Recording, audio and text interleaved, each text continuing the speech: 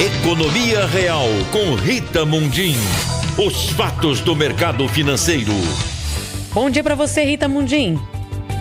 Bom dia. Uma semana marcada pela super quarta, pelo crescimento acima do esperado da produção industrial em março, que cresceu 1,2%, e finalmente por uma inflação que caiu em relação a março, mas que é a maior para o mês de abril desde 2023 e que incomoda. Uma inflação de 0,43%, de novo, puxada por alimentos, além de saúde e vestuário, mas onde 8 dos 9 grupos pesquisados pelo IBGE subiram. A inflação está se esparramando, o núcleo de difusão está aumentando e isso preocupa, já que a inflação saltou anualizada de 5,48% para 5,53%. Enquanto isso, o ministro da Fazenda acha que está tudo sob controle e que os números ficarão melhores.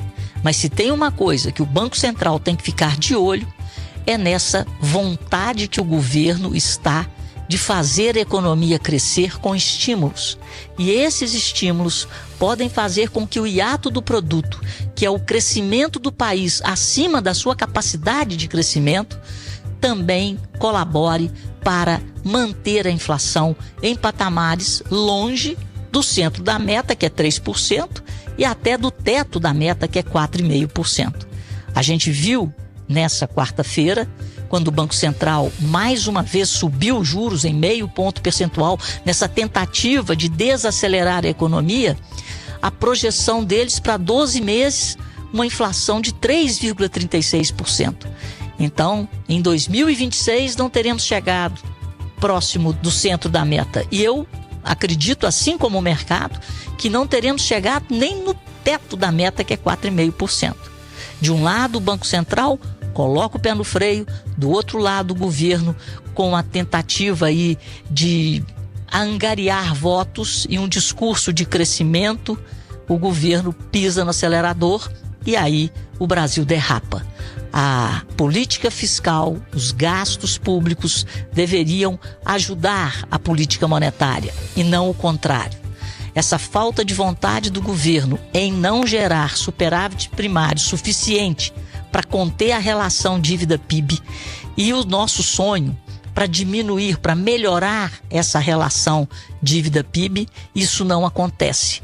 E é por isso que a taxa de juros deve permanecer elevada por um bom tempo, sacrificando o lado real da economia.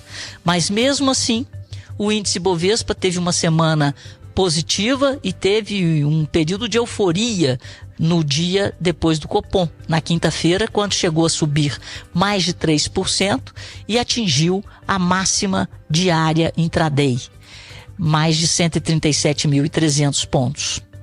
Ontem, o índice fechou praticamente no 0 a 0, o dólar caiu 0,19% e está na faixa aí de R$ 5,65.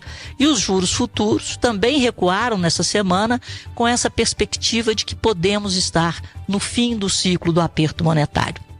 Portanto, foram esses os destaques e aí, no último dia da semana, ontem, a inflação.